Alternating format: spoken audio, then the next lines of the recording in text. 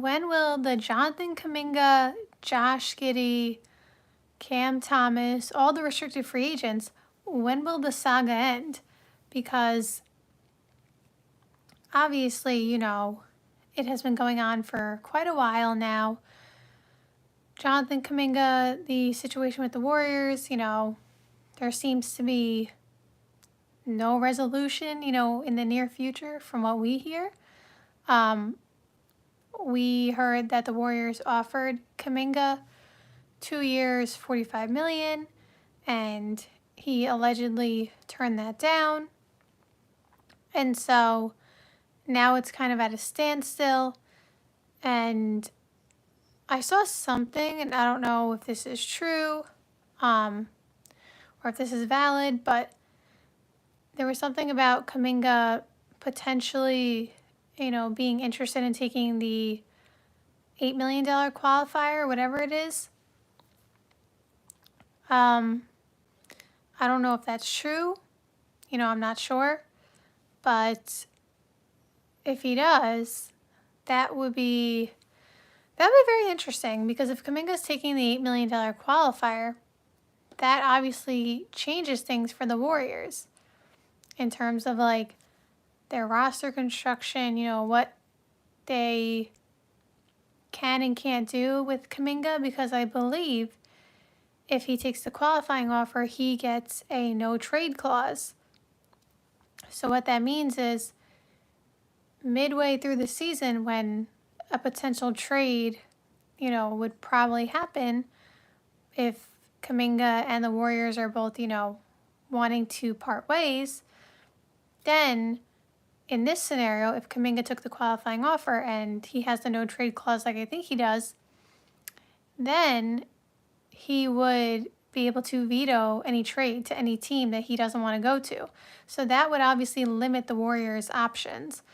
So I don't think the Warriors want that option necessarily.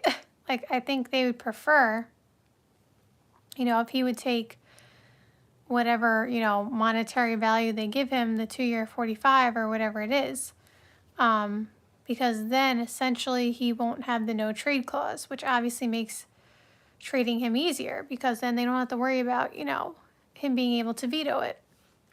Obviously for Kuminga, the 2-year 45 gives him more money, of course, but having the no trade clause might be more valuable to him, and I don't know.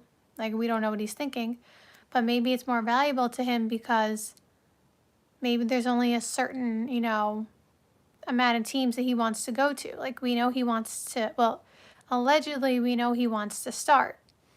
So not every team can offer him a starting role.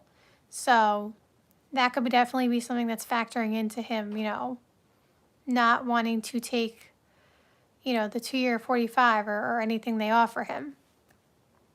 So with that being said, will the Jonathan Kuminga situation end anytime soon?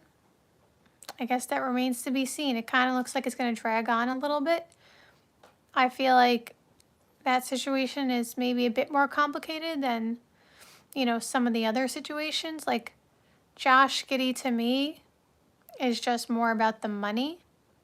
We heard that he wants, $30 million per year, and the Bulls don't seem like they, want to offer him $30 million per year at the moment. So that kind of seems like more of the standstill, not necessarily the role on the team and stuff like that. He's going to have a significant role. So that kind of seems to be where it's at. And if they can, come together and compromise on a dollar amount, then I feel like, a deal would get done with Josh Giddey. Like I said, Kuminga, it's not just about the money. It's also about the playing time and having the role he wants. And he wants to be a star. And fair enough. He was the 7th overall pick. So he sees, his colleagues from his NBA draft, get these large contracts and have, significant roles. So he did play a significant role last year before Jimmy got there, but yeah, he's looking for a big role. So with that being said, the Jonathan Kuminga situation, not sure how long it's going to go on. Josh Giddey, like I said, when the dollar amount is agreed upon, whatever it is, then it should come to a resolution.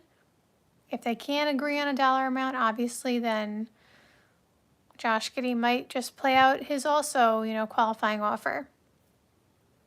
Cam Thomas, I said it last time I talked about it.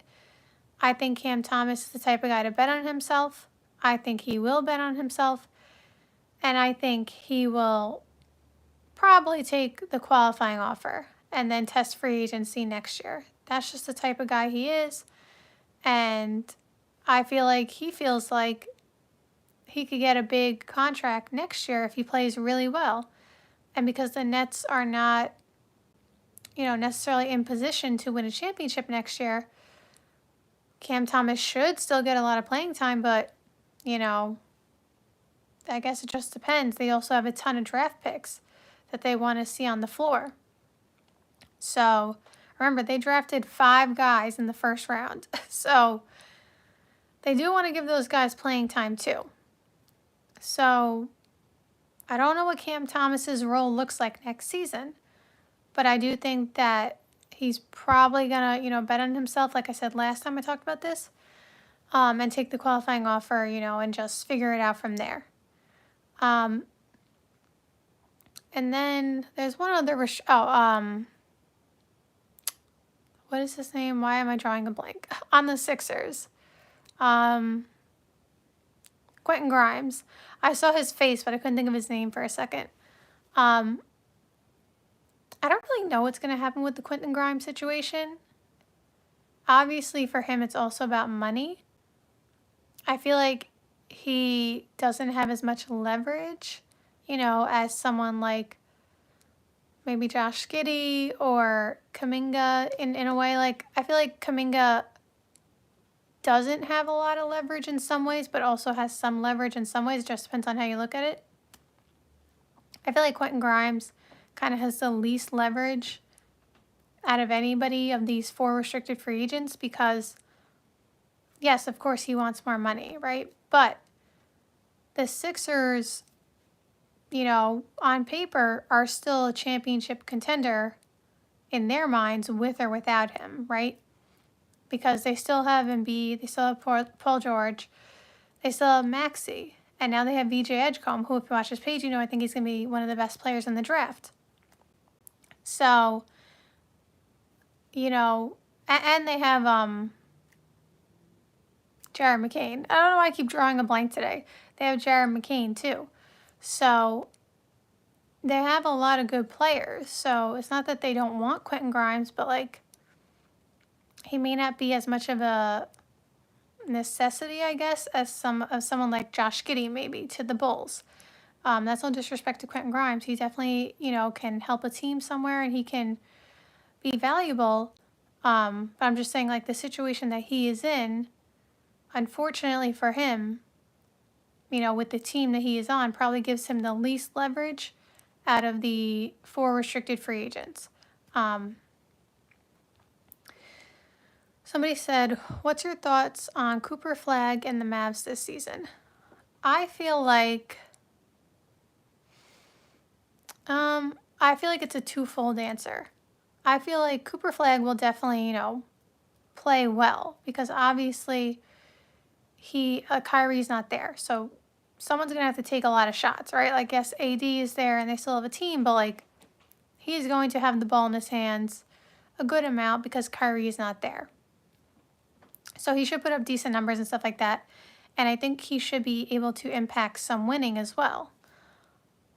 I personally don't know if I see them as a championship contender for a couple of reasons. One of them is we don't know if Kyrie's even coming back.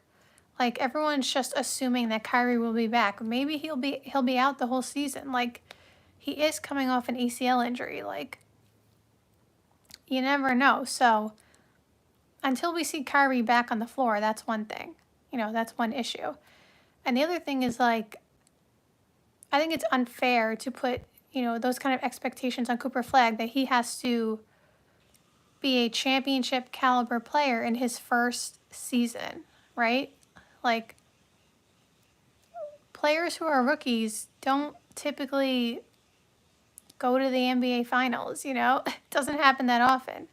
So I feel like they should definitely get some wins. They have a talented roster. I think Cooper Flagg should put up good numbers. I think he should do well, but as a championship contender, I'm not there. Maybe they can make the playoffs or play in. Just, it depends, because obviously the West is loaded.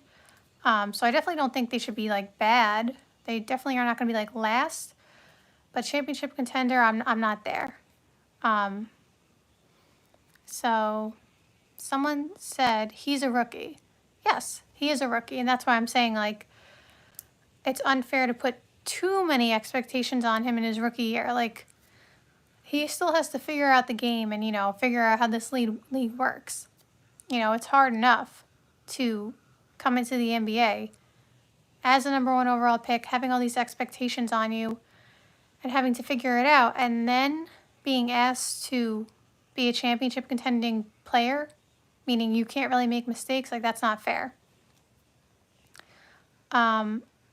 Somebody said AD gonna help him. Yeah, he's gonna have help, of course, which is why I said the team is gonna be like, good, decent. Like, they're not gonna be bad.